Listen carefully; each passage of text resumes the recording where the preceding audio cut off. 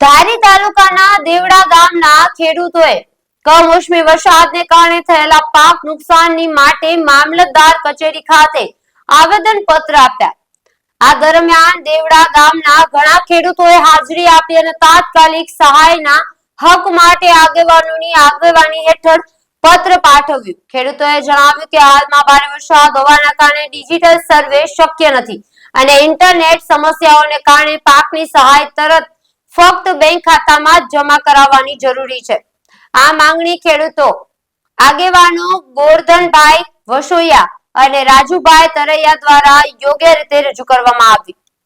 આથી આવેદન પત્ર દેવામાં આવે છે। કમોસમી વરસાદમાં થયેલ નુકસાનને તાત્કાલિક વળતર ચૂકવવામાં આવે।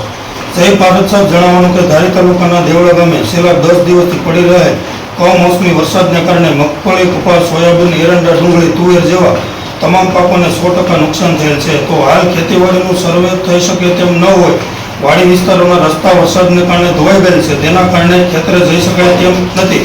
કમોસમી વરસાદના કારણે ખેતરના બંધ પાળા, જમીનની માટી ધોવાઈ ગયેલ છે અને વાડી વિસ્તારના ઇન્ટરનેટ પણ આવતું નથી, જેના કારણે ડિજિટલ સર્વે થઈ શકે તેમ નથી।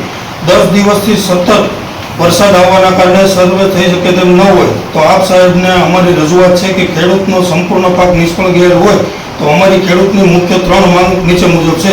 ખેડૂતોનું પાક ધિરાણ માફ કરવામાં આવે, સરકારશ્રી દ્વારા વીમા કંપનીને જે 27% પ્રીમિયમ ભરવામાં આવે છે તેનું 4 વર્ષથી ખેડૂતોને કોઈ પણ પ્રકારનો લાભ મળેલ નથી તો વળતર ચૂકવવામાં આવે। તમામ ખેડૂત ખાતેદારને નુકસાની હોવાથી ખેડૂતને પોતાના બેંક ખાતામાં સરકારશ્રી દ્વારા સીધું વળતર ચૂકવવામાં આવે તો આ ગામના સંકલન સહાય કરી આપવા આપ સાહેબને નમ્ર વિનંતી। આજ રોજ આ 10 દિવસથી આજે કમોસમી વરસાદ પડી રહેલ છે અને ખેડૂતોના જે કોઈ પાકને નુકસાન થયેલ છે એ બાબતથી અમે ખેડૂતોના ખાતામાં ડાયરેક્ટ સહાય મળવા પાત્ર થતી હોય તો અમે એ બાબતથી આવેદનપત્ર દેવા આવેલા હતા મામલતદાર સાહેબને। કેટલા લોકો હતા? 100 જણા।